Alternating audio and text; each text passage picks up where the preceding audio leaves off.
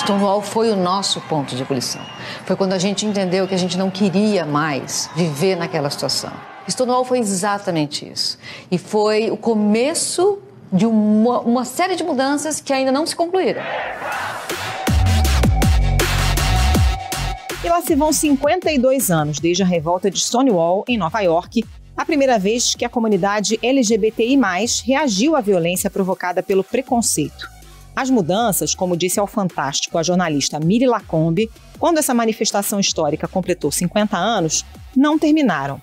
Os desafios pela afirmação da diversidade e contra a discriminação são inúmeros, mas os avanços são incontestáveis. Em 2019, o Supremo Tribunal Federal enquadrou a homofobia e a transfobia como crimes de racismo. Com a decisão, praticar, incitar ou induzir preconceito ou discriminação por causa de orientação sexual pode levar a pena de até 3 anos, além de multa. À medida que o tempo avança, as conquistas legais se consolidam e o movimento ganha mais força, com a incorporação de uma gama de orientações sexuais e identidades de gênero que fogem ao heterossexual e ao cisgênero. E cada uma delas se vê representada com uma letra nova numa sigla que só aumenta. O GLS dos anos 90 já se tornou o LGBTQIA+. Pansexuais, intersexuais e assexuais passaram a ter nome e voz, e agora integram uma aliança, que também poderia ser representada pelo A dessa sopa de letrinhas. Quando a gente fala que um dia a gente espera que não precisemos de letras, de siglas para definir gênero ou sexualidade, é que a gente espera um dia que todo mundo tenha direitos iguais, né? Numa sociedade que talvez seja até utópica. O Ao Ponto desta segunda-feira celebra os 52 anos de Stonewall e o Dia Internacional do Orgulho LGBTI+. O Globo também caprichou na homenagem. Além de um amplo material que você pode conferir no site, a edição impressa trouxe um pôster com a bandeira do movimento e um caderno com reportagens dedicadas à data. Até o logotipo do Globo incorporou no caderno a sigla LGBTQIAP+, que é um dos temas do Ao Ponto desta segunda-feira. Eu sou o Roberto Maltic, estou com a Carolina Moran e nesse episódio conversamos com o professor Tony Reis, doutor em educação e diretor-presidente da Aliança Nacional LGBTI+. Ele fala sobre as transformações da sigla e do movimento, e também da conquista de direitos e da violência, uma marca do preconceito no Brasil. Fique com a gente.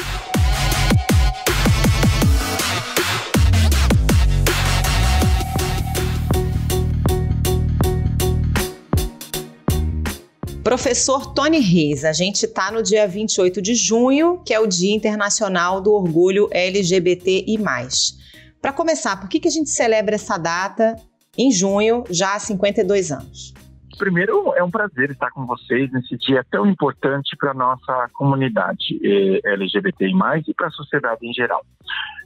O dia 28 de junho é uma data emblemática para a gente, porque em 1969, num bar chamado Stonewall, no bairro de Greenwich Village, em Manhattan, em Nova York, as pessoas LGBTI+, se revoltaram contra a discriminação, a violência e o estigma que eram impostos pelos policiais. Nesse dia, o pessoal revidou. No ano seguinte, nós tivemos a primeira parada bem organizada em Nova York e que já levou 10 mil pessoas para as ruas para comemorar o orgulho de ser o que somos. Então, nesse sentido, é uma data que nós comemoramos no Brasil, na América Latina, no mundo todo, como o Dia do Orgulho LGBTI+. Orgulho no sentido de cidadania, porque a homossexualidade ela foi considerada já na história um pecado mortal, foi considerada crime, inclusive nós temos 59 países que é considerada um crime, e também foi considerada doença até dia 17 de maio. E no mês de junho é para a gente falar das conquistas, do orgulho de ser o que somos. E aí, professor, na evolução do movimento, no fortalecimento, inclusive, do movimento, a própria sigla foi mudando e incorporando novas letras. Por que há 30 anos a gente falava em GLS e hoje já se adota uma sigla bem diferente, bem maior, LGBTQIA+? A sexualidade é um oceano. sabia? É um oceano, não adianta a gente querer fazer dela um aquário. Então, e esses são rótulos políticos, são rótulos que a gente, para definir, para explicar, mas tem algumas coisas que a gente não explica, né? Por que o céu é azul? E aí eu vou até um pouco mais anteriormente. Nós, na Idade Média, na Antiguidade, nós éramos chamados de sodomitas, que era o que as religiões cristãs nos chamavam. Depois, em 1869, teve um ativista, um jornalista médico, que ele cunhou a palavra homossexual. Depois veio o homossexual até no final dos anos 80, quando o jornalista André Finch criou a sigla GLS, que era gays, lésbicas e simpatizantes. Depois disso, veio as pessoas travestis, que tinha os bailes das travestis, e aí nós tivemos um encontro no Cajamar, na cidade de Cajamar, onde teve a reunião de homossexuais e lésbicas, e aí teve uma pessoa travesti que falou assim, mas vocês têm que colocar travestis. Aí nós fizemos uma conferência aqui em Curitiba, em que foi incluído, ficou GLT. E aí nós tivemos uma reunião em Brasília, em que as pessoas bissexuais fizeram todo um manifesto e colocamos as pessoas bissexuais. Aí teve uma conferência em 2008, em que foi votado que tinha que colocar o L na frente. E então, por causa que as mulheres, elas sofrem dupla discriminação, por ser mulheres e por ser lésbica. Ele ficou LGBT. A gente hoje tem que ter muito orgulho de cada uma dessas letras, né? Orgulho de cada letrinha, do que representa, porque com essas letrinhas a gente aprende que existe o outro, que até então era desconhecido. E daí nós tivemos uma conferência em Montevidéu, em que o pessoal das Nações Unidas, juntamente com o movimento, trouxe a pessoa dos intersexos, que são as pessoas que têm a genitália ambígua e os hormônios, masculino e feminino, enfim. Então, e aí veio outras palavrinhas, outras identidades, outras orientações, como queer. Queer pra gente é uma teoria. Então, a gente não vai misturar letras com teoria, identidades com teoria. É uma teoria queer. Depois tem as pessoas não binárias, tem as pessoas pansexuais, tem as pessoas agênero, as pessoas assexuais. Tem realmente o alfabeto inteiro. Então, o que nós, por um certo padrão de organização, a gente colocou o plus, que é o mais. Então, tem mais orientações sexuais.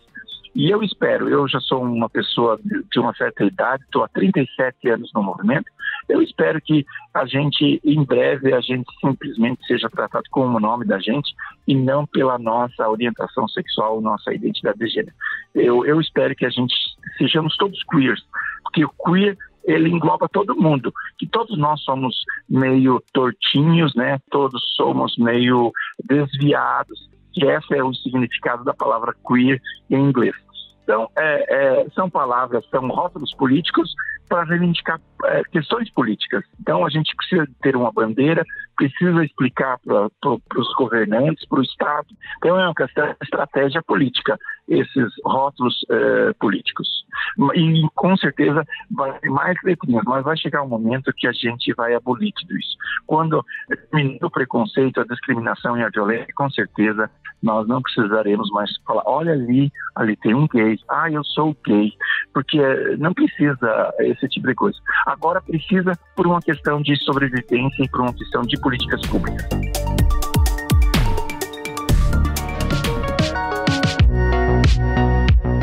Pois é, o senhor diz que nesse momento ainda é necessário, né, incluir essas letras na sigla. É uma forma de dar mais visibilidade a causas específicas? Qual a importância hoje de incorporar novas letras a essa sigla? Eu acho que quando você incorpora uma letra, você também incorpora uma demanda.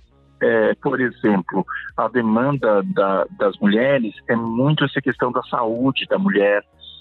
Então, a lésbica tem todo um trabalho. Por exemplo, quando ela vai ser atendimento por um ginecologista, ele já chega achando que a mulher é heterossexual. Então, o médico tem que perceber que tem mulheres que são lésbicas, as pessoas trans. É muito importante que as pessoas saibam no tratamento, tanto na escola, que é um problema sério, que a pessoa deve ser tratada pelo seu nome, pela sua identidade. Se a pessoa se apresenta como Maria, ela tem que ser tratada como Maria. Não dá para tratar ela como João. Ela olha no documento, olha na cara, a gente tem que fazer a pergunta, como que você gosta de ser chamado? Então, a importância dessas siglas é por questões políticas. E o que a gente priorizou na nossa sigla LGBTI+, as pessoas que mais precisam de políticas públicas. Então, é uma questão muito estratégica. Não que a gente desvalorize. Inclusive, o A, ele coloca o A das pessoas aliadas. Inclusive, eu tenho conversado muito sobre isso. A gente não quer mais só simpatia das pessoas, a gente quer alianças. Nós precisamos nos aliar com pessoas héteros, pessoas de todas as tribos. A gente precisa realmente chamar todo mundo para o respeito às individualidades. E aí, Carolina e Roberto, nós temos hoje 220 milhões de pessoas no Brasil. Nós temos 220 milhões de orientações sexuais e identidade de gênero. Não vai ter letras, porque tem gente que gosta de baixinho, tem gente que gosta de gordinho, tem gente que gosta de sotaque gaúcho, tem gente que gosta de sotaque carioca, tem gente que gosta de todos os sotaques, basta ser A, B ou C. Enfim, cada um tem um gosto e seria impossível a gente colocar numa sigla só para definir as pessoas. O senhor teme que essa quantidade tão grande de siglas acabe por dispersar mesmo identidades, como alguns estudiosos avaliam, em vez de fazer uma afirmação mais efetiva da identidade de cada um? Eu gosto da ideia de quanto mais letras, mais as pessoas assumirem a sua identidade, a sua sexualidade, as suas preferências, a sua pluralidade, eu acho maravilhoso. Porque nós somos todos diferentes. Não existe o gay, existem vários tipos de gays. Inclusive a gente podia colocar o U dos ursos, que são os gays, que são mais gordinhos e peludos. Mas a gente, entendeu? Eu acho que é muito importante a gente perceber que nós vivemos numa diversidade humana. Que não existe entre 8 e 80. A sexualidade não é 8 e 80. Entre 8 e 80 tem 72 possibilidades. E a gente não pode ser tão binário. Não, tem que ser preto ou ser branco. Ou você tem que ser de esquerda ou da direita. Entre a esquerda e a direita tem um espectro de situação. E na sexualidade muito mais.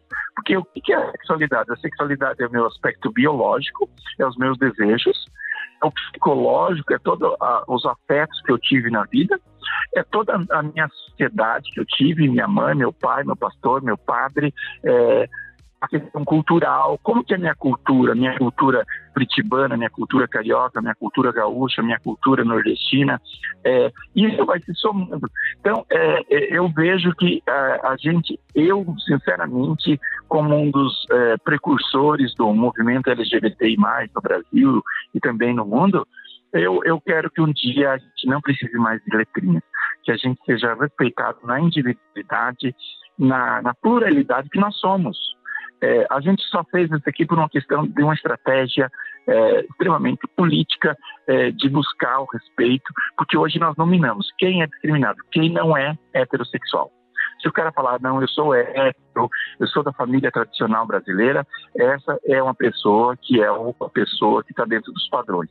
E a gente sabe muito bem que depois da meia-noite, os padrões eles ficam meio diluídos. A Central Nacional de Denúncias de Crimes Cibernéticos recebeu este ano, até o meio de junho, mais de 2.500 denúncias de homofobia na internet. É 106% a mais do que no mesmo período do ano passado. De acordo com um estudo divulgado em janeiro, 61% dos trabalhadores LGBTQI+, no Brasil, afirmaram esconder a sexualidade para colegas e gestores. A mulher foi indiciada por homofobia e racismo depois de agredir funcionários e clientes de uma padaria em São Paulo. Bom, vamos falar um pouco então da discriminação e da violência. A gente sabe o quanto que ainda há pessoas e governantes que estimulam o preconceito, no Brasil e no mundo. Basta lembrar o exemplo mais recente do governo extremista do Orbán na Hungria. Mas apesar disso, qual é a dimensão que o senhor avalia dos avanços, dos mecanismos legais e de proteção à comunidade LGBTI+, nos últimos anos? Eu tenho feito uma avaliação muito otimista. Nós nunca tivemos tanto avanço nos direitos humanos da comunidade LGBTI+.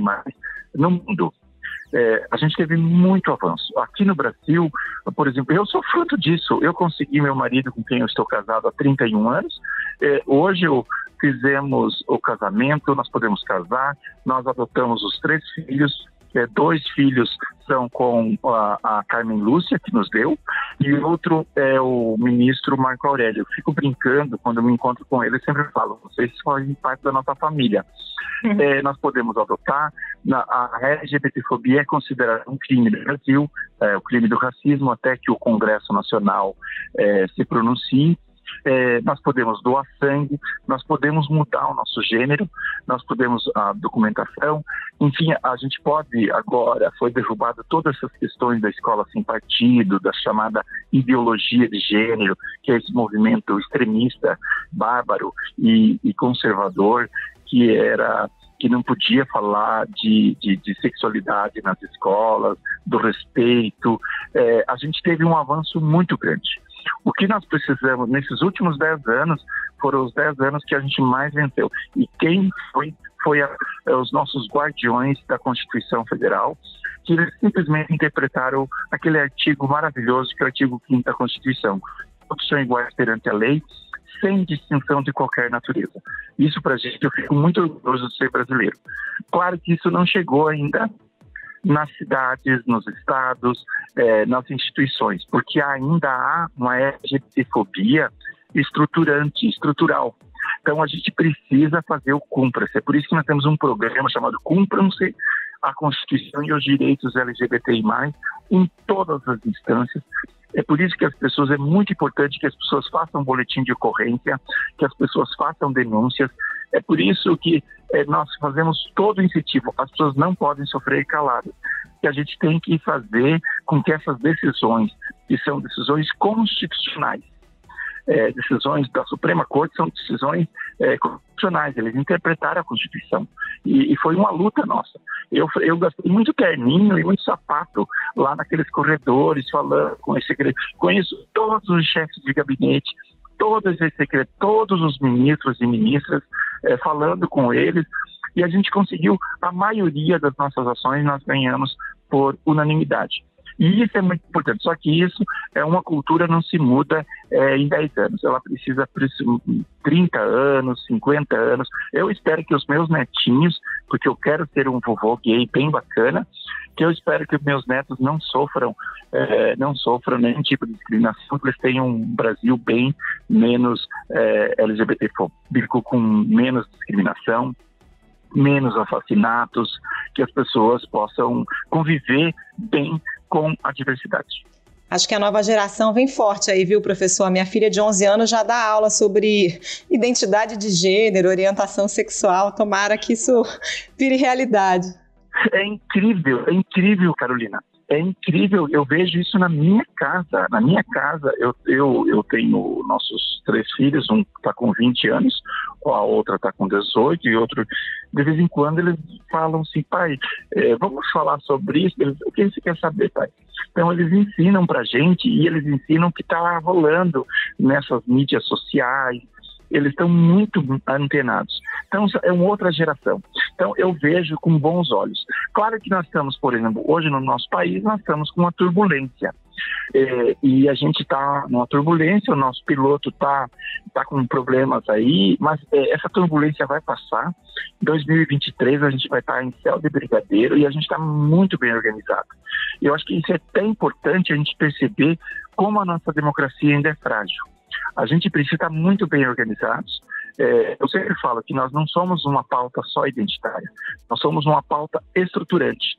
A gente quer uma política democrática em que todo mundo viva bem, que as mulheres não sofram do machismo, que os negros e negras não sofram o racismo, que as pessoas com deficiência não sofram do capacitismo que ainda existe muito na nossa sociedade, em que as pessoas, que os evangélicos, as evangélicas sejam respeitados na sua religião e que eles também respeitem a laicidade do nosso Estado, que os católicos possam rezar suas missas, façam suas profissões, façam a marcha para Cristo, que a gente faça a nossa parada gay, porque isso é cidadania, cada um exercendo o seu direito, respeitando o outro, e não precisa, e eu gosto disso, Roberto e Carolina, de que nós ganhamos direitos.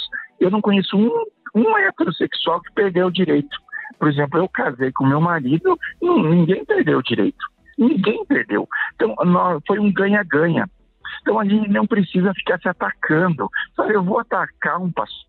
Claro que se o pastor, o padre ou qualquer pessoa nos fizer a ameaça, a gente tem que fazer o boletim de ocorrência, contratar um bom advogado, e aí é importante a gente mexer com o Ministério Público Federal e se utilizar do nosso marco, que é a Constituição Federal.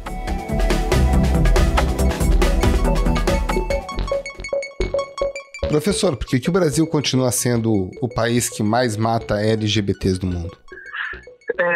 Porque, primeiro, aqui eu tenho que passar os louros ao nosso querido professor Dr. Luiz Motti, que é a pessoa que eu me inspiro nele. Embora nós temos divergências políticas, ideológicas, mas eu gosto muito da persistência. Ele, em 1980, ele começou a fazer o levantamento dessas mortes. Então nós temos, e ele tem os critérios dele direitinho, que é o requinte de violência,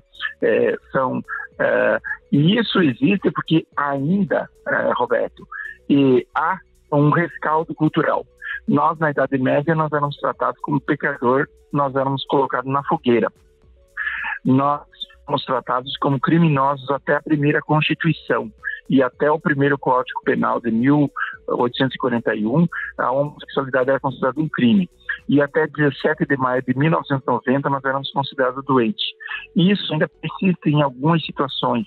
A gente percebe, inclusive agora mesmo, nós tivemos um caso do serial killer aqui na cidade de Curitiba, e que, conversando com ele, um repórter pediu, mas é que eles são objetos, ele usou essa palavra, eles são um objeto, eles são fáceis, eles são pessoas que eles são pecadores, eles têm que morrer mesmo. Então, infelizmente, isso vai criando, ainda há pessoas que estão lá na Idade Média, que nos consideram que nós devemos morrer, que é considerado. No mundo, Roberto e Carolina, nós temos 59 países que têm leis que mandam prender uma pessoa que se assuma LGBTI+.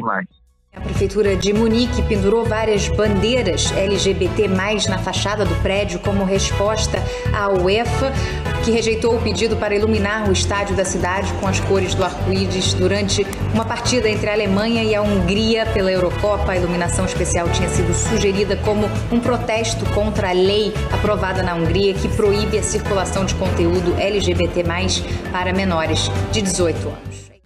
Nós temos 12 países que têm pena de morte, sendo que 6 executam.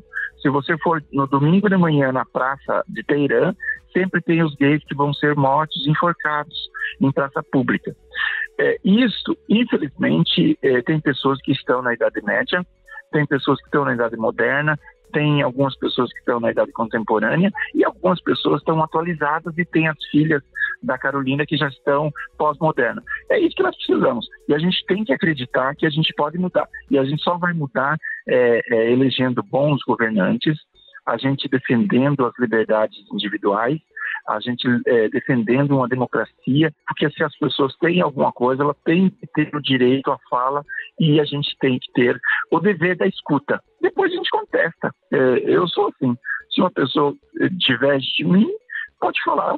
Ok, agora eu posso falar? Você responde tranquilamente. A gente não pode, e é por isso que é importante a nossa organização.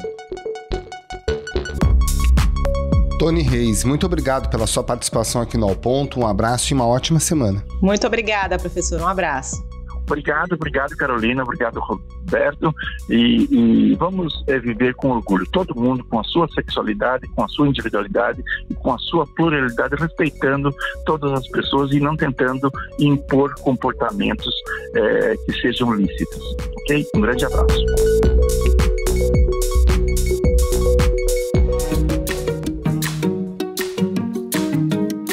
Esse foi o Ponto de hoje, o podcast diário da redação do Globo. Nessa conversa a gente conta com a participação de toda a equipe do jornal, as mesmas pessoas que levam até você informação e análise de qualidade todos os dias. Quer saber mais? Assine o Globo. Acesse assineoglobo.com.br e confira todas as notícias e reportagens especiais. A produção foi do Bernardo Ionechig.